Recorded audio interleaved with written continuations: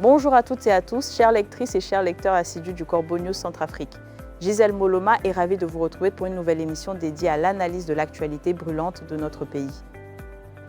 Pour décortiquer ce sujet essentiel avec nous ce matin, j'ai le plaisir d'accueillir mon cher collègue Brahim Saleh. Bonjour Brahim Saleh. Bonjour Gisèle Moloma et bonjour également à notre fidèle audience. Je suis ravi d'être là. Alors Brahim Saleh, quelle est la grande actualité qui nous tient en haleine et que le Corbeau News Centrafrique a mis en lumière aujourd'hui?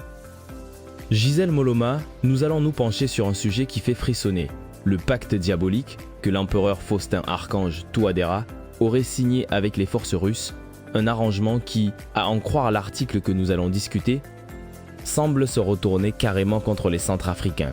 C'est une alliance dont les conséquences sont pour le moins sinistres.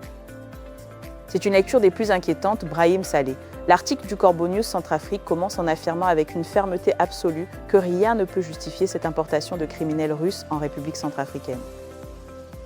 L'empereur Touadéra, selon le texte, abuserait de son autorité pour armer ses mercenaires de Poutine, non pas pour la défense de la nation, mais bien contre les Centrafricains eux-mêmes.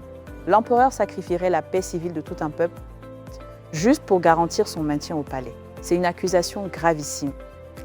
Gravissime, c'est le mot Gisèle Moloma. Le texte continue en dénonçant la transformation de la défense nationale par le régime dictatorial de Faustin Archange Touadéra en une véritable entreprise de meurtre. Le rôle premier d'un chef d'État est de protéger ses concitoyens, n'est-ce pas?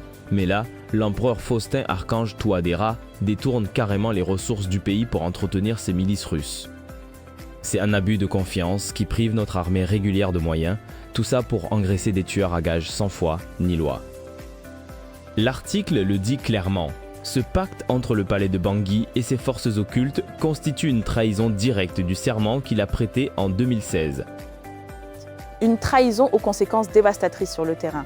Brahim Saleh, l'article nous rappelle que les populations subissent la loi du sang.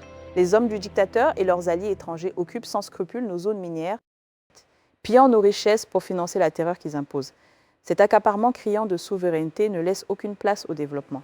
Rien n'est construit, mais tout est détruit par la violence de ce régime qui, il faut le dire, préfère la protection de mercenaires extérieurs à la confiance de son propre peuple. C'est un choix aberrant. Aberrant et lourd de conséquences, Gisèle Moloma. Le texte conclut en insistant sur le fait que chaque exaction commise sous les ordres de l'empereur alourdit le dossier de sa culpabilité devant la justice. L'article mentionne que des textes de loi condamnent le détournement de biens destinés à un usage précis. Ici, c'est bien plus grave. C'est la vie même des Centrafricains qui est gaspillée pour la survie d'un trône.